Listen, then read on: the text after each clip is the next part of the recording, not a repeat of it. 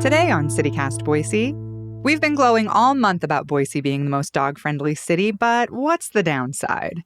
Boise State Public Radio contributor and dog dad Jimmy Dawson is with me to talk biggest pet peeves, and we're digging into off-leash dogs, hardy poopers, and a safety tip that could save you from a serious headache.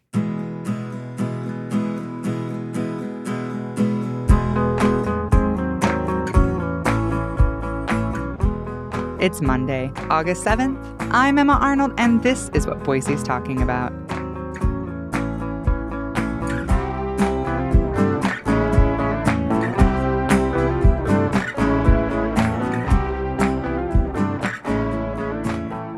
Hi, Jimmy. Welcome to the Dog Days of Boise. Emma, so good to be here. Okay, before we get started, tell me everything about your dog. Okay, so her name is Ruby. Mm-hmm. She is a golden retriever. She has been called a pocket golden because she's on the smaller side. Oh. She's like 55 pounds. Yeah, so I'm a basic white boy in Boise with his golden retriever. But she is the sweetest dog ever, the goodest girl, and she, is much more of like a medium energy. If people listening have Goldens or have been around Goldens, sometimes they can be really high energy, and we got pretty lucky with her. She's about a year and a half old, so still in the puppy phase, but, really, really well behaved for, her stage in life. Year and a half. So our dog, we have two. For some people know this if they've been listening a while. We have two dogs. We have a year and a half old. She's a real mutt. She's a lot of things. Her name is Dr. Beverly Crusher. We call her Bev for short. And she's about a year and a half old. Very mellow dog. Same. We got really lucky. I did the trick when we met the litter of puppies she was with, where we walked in and she was the first one to run over and she just sat right at my feet. And then I did the thing where you like put your hand on their back, and if they squirm away, then they're like high energy, but she just like laid down. So that seemed to work. She's pretty mellow. She does get the zoomies. And then we have a 19 and a half year old dachshund Oh my mix. God. Who is the oldest man. And one thing, so that his name is Chip, and we have had him a very long time, and he is my best bud in the whole world. Just the sweetest dude. While the kids were little, was always super gentle and loving with them. I love taking them to the dog park and stuff because anytime anybody sees Chip, they just start laughing. He's so short and strange looking. He's got this massive body on these tiny little legs, and he's just waddling along. But he still gets around. He still goes to the dog park. Do you go to the dog parks? Do you love a dog park? I do like a dog park. I'm particular about my dog parks, mostly in like the winter and transitional seasons, just because I don't want to have to give Ruby a bath like 3 times a week. Mm-hmm. So I like going to the Morris Hill one just because it's all barked off. So yeah, she gets a little bit dirty if it's rainy or whatever, but man, it's so much better than Dog Island when the frost melts or it's been raining, which, it's just a giant mud pit. I can't let you just slide talking crap about my favorite place in the world, Dog Island. I love Dog Island, just not when it's a mud bog. So muddy. Also, there's that one puddle at Dog Island over by the mound, which is 3.5 foot deep. And Beverly will go and she will swim in like the water, which is gross enough, which it's like duck poop soup, mm-hmm. which is disgusting enough. But Bev's favorite part of the dog park is to go and jump in that nasty, disgusting, super muddy puddle every time. It's a spa day, Emma. Come on. It does get very muddy there. The grass always takes a bit to recover. But I find the Morris Hill Dog Park to be so depressing. I think it's my least favorite dog park in town. Really? Even the new one over at Molinard, which is just grass and there's not really a lot out there. At least there's grass and the dogs can kind of sniff around. The Morris Hill one is just, I don't know. And it has a very cute little obstacle course there, which I'm sure some dogs enjoy. But every time I've been there, the benches and the little structure there just reek of pee. I mean, so bad. You can't actually sit under there. And I don't know, that's just like the lack of really anything dog really. I don't know, like Dog Island is like, dogs can really get their sniff on there, Sure. I could see that. I don't know. It's just a nice place where I can throw the chuck-it and she can chase other dogs around the trees on the perimeter. And You can kind of keep more of an eye on them since Dog Island's so big, which is a big plus if you've got, dogs that need to roam, right? Yeah. And that's Bev. Bev needs to run and run and run and run and run. Like she chases the whole time we're there. And that's perfect. That's exactly what, Dog Island should be for, I think. Yeah. I do occasionally go to the military reserve, although it's pretty far from our house. And obviously that's a super nice spot too. Lots of space, but blisteringly hot. Not a ton of shade at that one in the summer. That one's a little rough. Yeah, I definitely avoid that for sure. But I hear even though you love Dog Island, you had a little incident there in the past couple months. I did. Bev does this thing where she gets all the dogs at the dog park chasing her, and then she gets very scared and she runs back to me to hide. Well, I was taking a video of Chip being ancient and adorable with another dog, and I wasn't paying attention, and Bev led a pack of dogs running full speed, and one of them was this giant mastiff, and they all ran into me, but the mastiff hit me right below my knees and flipped me upside down, and I landed right on my head, fully knocked me out for a few seconds. I came to with all the dogs in the world licking my face, sorry. And I got a concussion. I had to go to the hospital. Luckily, they got an MRI and everything, and I was fine, but knocked me out. I had to miss quite a bit of work, and I had to, concussions are like very serious. And people at the dog park, I fell so hard, people recognize me still from that fall. Not to brag, Jimmy, but you're so Boise famous, Emma. I love that people know me around town as the girl who got hit really hard by that mastiff at the dog park. Yeah, something I noticed about Dog Island, if you go at like 8:30 in the morning on a Saturday or Sunday, you have a really good crowd of people with pretty well-trained dogs.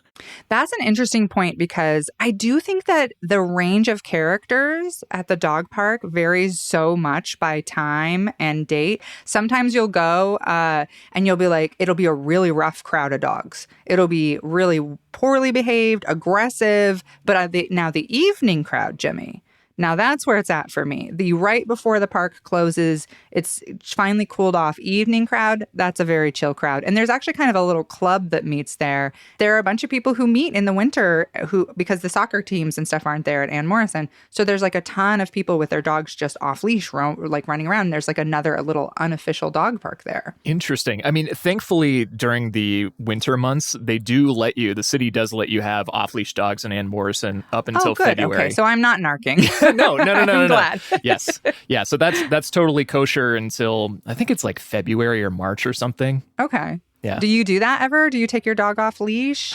No, because I mean, she's probably like 80 to 85% good on recall, but like I wouldn't trust her until she's, 100%, which would take, months of training and reinforcing my trust in her. Just because it's like, there's so many things, and I think we're going to get into this, is just like one of the things that annoys me the most is when you have an off-leash dog and they just immediately approach you.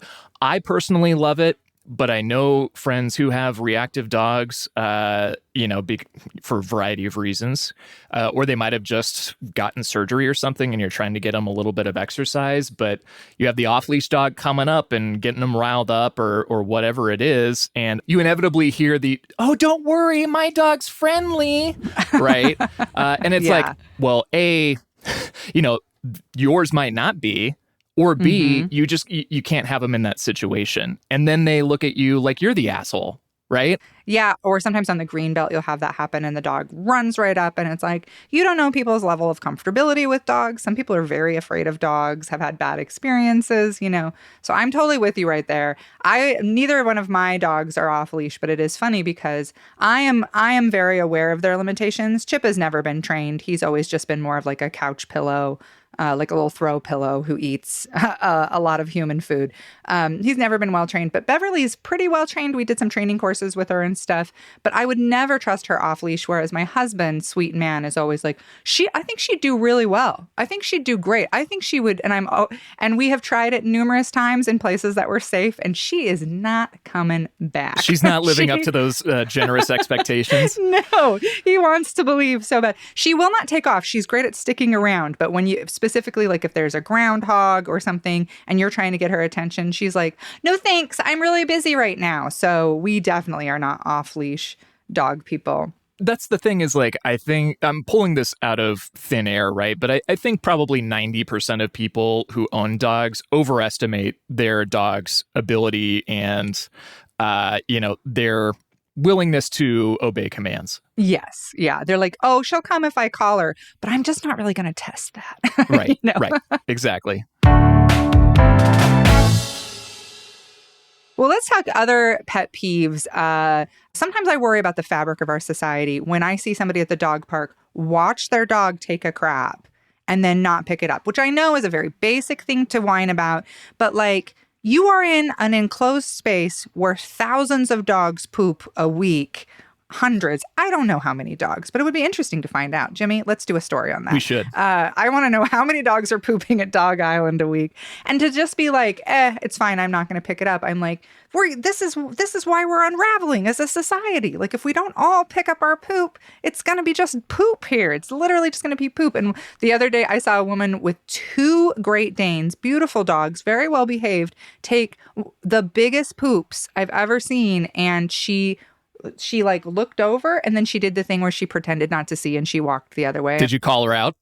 No, I was across the park. I was pretty far away, but I clocked her hard and was like, well, now we know who's not a citizen. Now we know. I'm glad I'm not the only one with these, inner monologues when we see just things that absolutely tear at our brains. Because I'm the same way with you. Something to think about, though, since you say it's the unraveling of society. I was thinking about it earlier. Back in the 90s, how many people actually carried poop bags? How many people? Oh, yeah, nobody. Right. Yeah. So it's like, are we getting a little bit better at least? That's a fair point, actually. I remember grabbing grocery bags to walk my dog when I was like a teenager. But that was because my parents, incredible citizens, were always like, you got to bring a bag with you. You have to bring a bag. But it wasn't like a well-known, not everybody was doing it type thing. Like people were definitely just walking and letting their dog poop and being like, that's someone else's problem. So right. That's a really good point. I always think about the Parks and Recs employees who empty those bins at the dog park. That has got to be the most horrific.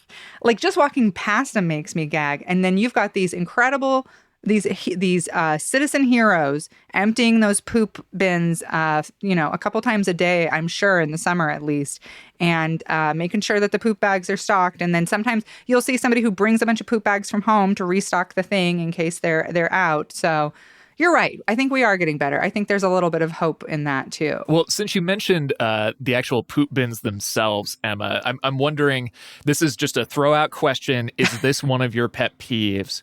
Are you one of those people? Because I see signs on garbage cans all over, my neighborhood. I've seen them elsewhere, not on the bench.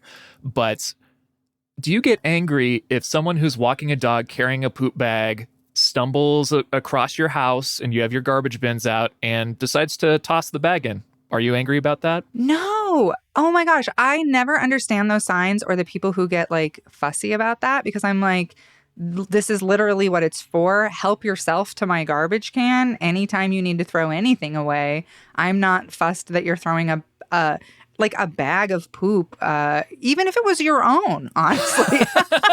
Let's hope not. I'm not even concerned. I'm not even fussed. Go ahead. Yeah, I don't understand that mentality. I think that that's a public service. If anything, you're doing the right thing. Let me help you. Yeah, I can understand people not wanting it because it's something that they pay for. But I'm generally with you. Like, I would rather have someone's dog crap on my yard, pick it up, and then put it in my garbage can than not pick it up at all. Please do. Yeah, please do. I mean, that to me is like best possible outcome, Also, I don't expect you to carry that home. You know, we've all had to walk a long way with a bag of poop. That's why sometimes people get annoyed when people pick up their dog's poop and then leave it at the beginning of the trail. I don't know. I No, can't stand it. I can't. you hate it? You hate that? Do you get mad? Hate it. Ooh, let's get into it. I get furious whenever I see that because inevitably I'll come back like 2 days later or something to do the same hike. Guess what? Poop bag's still there. That's true. Yeah. Forgot it. Didn't pick it up on the way out. Quote unquote, forgot it. Conveniently forgot it. True. Okay. I don't believe true. it. I don't buy it. I'm sure that it happens like, here and there that you actually do forget. But no, I'm not buying it. They're just not taking responsibility for it.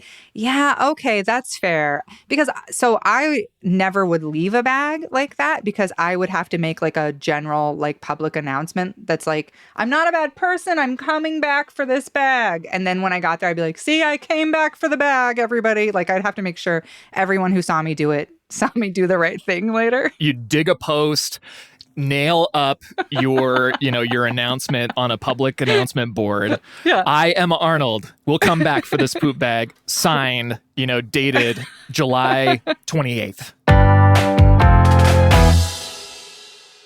Well, before we go, I want to ask you, what is a thing that your dog does that someone else might be annoyed by, but you think is super cute? Like, for example, I am so bad about this, and Alex hates it.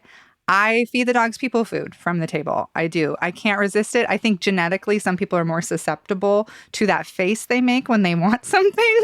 And I am always like, no, we don't feed you from the table. But then they're there and they're so sad. And I'm like, obviously, a tiny bit of crust from a pizza isn't going to hurt anybody. So you're a sucker. I am a sucker. I'm such a sucker. What about you?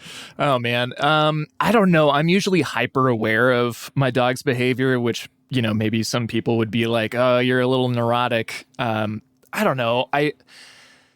She's really good about jumping for the most part, but sometimes she gets a little overly excited. So I get a little embarrassed about that, even though I think it's cute when she starts to try to get up on someone and then realizes, oh, I can't do that. And then so she does circles around the people's legs. But I'm still like, yeah, I still wish that, you would be just a little better behaved. She will be. She's going to grow into it. She's just a baby still. That's what I tell myself too. I'm just like, yeah, she'll be fine. She's like 99% like there and has been since she was like 6 months old. Do you let your dog lick your face? Yeah. I mean, I don't sit there and let her lick my face, but if she licks my face, I'm not going to be all weirded out by it. Well, that's gross. Well, you want to hear what's weird? Sorry, Mom, I'm putting you on blast, but she'll put chapstick on to get the dogs to lick her lips. No! Oh my God, Mama Dawson, what are you doing? I don't agree with that, but No. if that's how she wants to, be, then more power to her, I guess. So gross. So gross.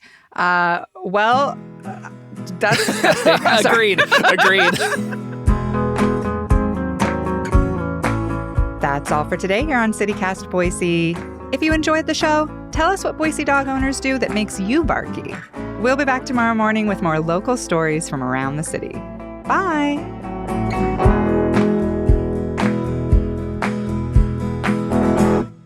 The dachshund that you have, Chip, he's not native to Idaho, right? It's not like a wolf or a coyote where, okay, yeah, that's a wild animal, crap wherever you want. He's from California, actually. Oh, don't let people know that. My little transplant dog.